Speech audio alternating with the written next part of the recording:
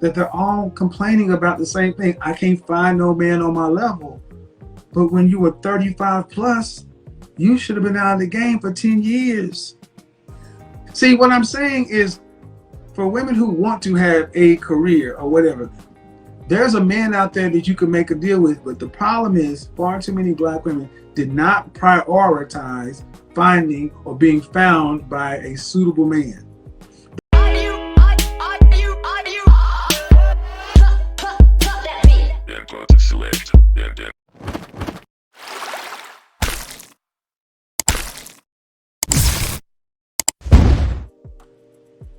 So if the man you were with 8 months ago wasn't up to standard, you allowed him in your life for eight months, 8 valuable months at 40 plus. I'll be okay though. I don't have a problem in that area. And one day I'm gonna get married, Kevin, and you're gonna be invited to the wedding. And when I have my you act like I'm sitting here cheering and saying that you're not. But what I'm saying is, modern women's estimation of themselves, modern black women's estimation of yourself is, you're more prideful than average men. I'm more prideful? Black women are more prideful than black women, in my opinion. My personal opinion, have more pride than most men. Well, let me explain what I mean. What I mean. Because you ask a lot of educated sisters, the first thing you lead with is your accomplishments. That is a masculine thing. When women, that's not a feminine thing. Go on my show. Where do you think this song comes from? I'm a PhD. I'm a PhD. That came from me asking a woman, "Where's your husband?" What? Husband? I would not choose to be. I'm a PhD. And the thing is, if the ultimate goal for so many of these women is they want to be in a emotionally significant, profound relationship, having their own children, these PhDs, these masters, these careers, especially when the truth comes out that they really don't want to have to pay significant bills after they're pregnant and don't want to have to pay but a small portion of the overall financial family load after marriage, then these careers and jobs are just ego projects. Because what you plan on doing is, if you get the kind of man you want to get, you're going to jettison it for a period of time anyway, while everybody else is working. So these careers are ego projects for most. So if that's what women choose to do, great, do it. But then you come out here at 35, 40 years old and talk about, I can't find no man on my level. All these men are beneath me, yada, yada, yada, yada, yada. And then act like the problems with the men. No, you waited too long. Your price is too high. Your eggs is dried up. You're out of shape. Your attitude is not where it needs to be. And then you think somebody should value your socioeconomic status when it's actually your looks, fit, feminine, cooperative, submissive, the things it's always been. Okay. And I get to be the asshole that says this over and over again because everybody else wants you to buy their seminars and their books. I don't have a seminar or book.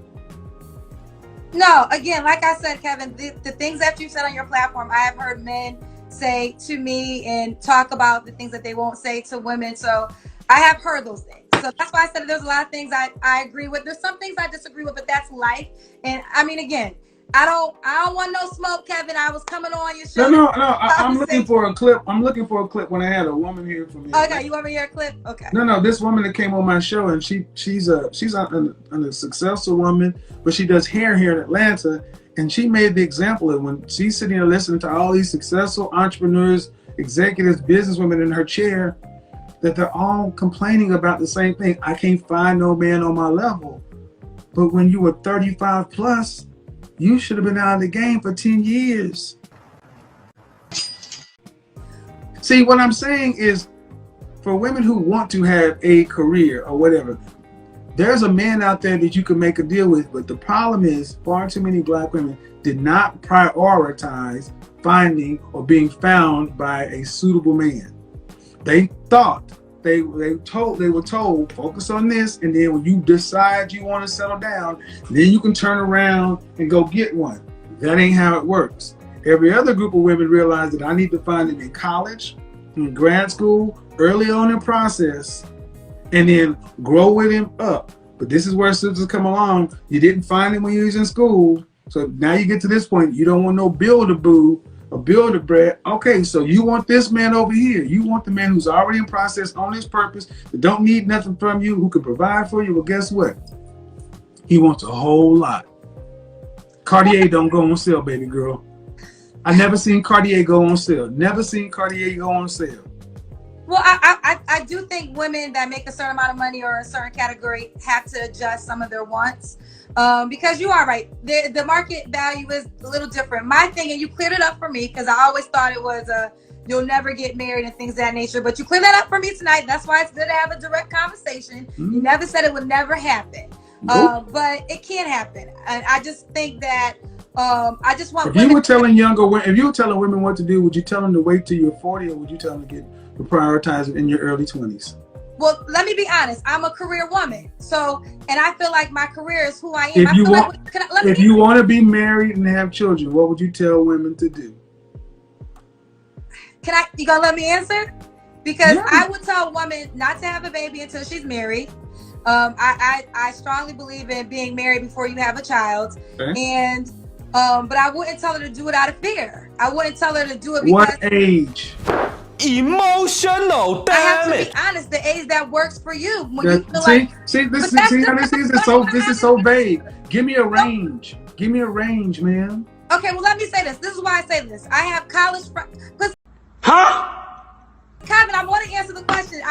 This is why young. I'm gonna stop you right here, man. I'm gonna stop you right here, and I'm gonna stop you right here. This is why young women are stop coming to you, ladies. That's the woman who called my show last night, asked me, "Who are you to be giving all this advice?" And then this 46-year-old woman. Young women are stop listening to y'all because you won't stop.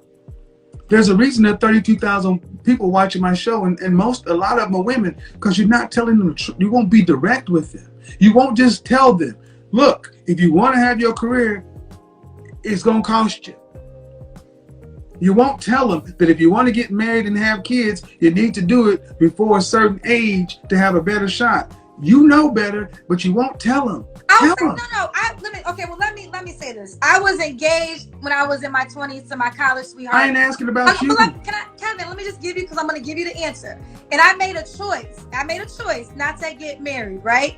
And I don't have kids to this day. So I could say I have regrets because I could be married and have What children. Age? That was like 25. What age would you tell the women? I ain't asking about you. I'm trying to answer it, but you won't let me answer it. No, I just need you to give me the age. I don't need the background. Give me the age. They're between the ages of 21 and 50. What age, if you want to get married and have a family, what age should they start prioritizing? You allow me to answer, Kevin? I'm allow you to give me an age. I'm going to end this conversation. I know a girl that had a baby. I'm allow you to give me an age range. Kevin, right. Oh my God, it was. All right. This is why they're not listening to you anymore. This is why. This is a woman talking about our running relationship channel, and I asked a simple question. At what age would you tell women to start prioritizing? They don't want to tell you.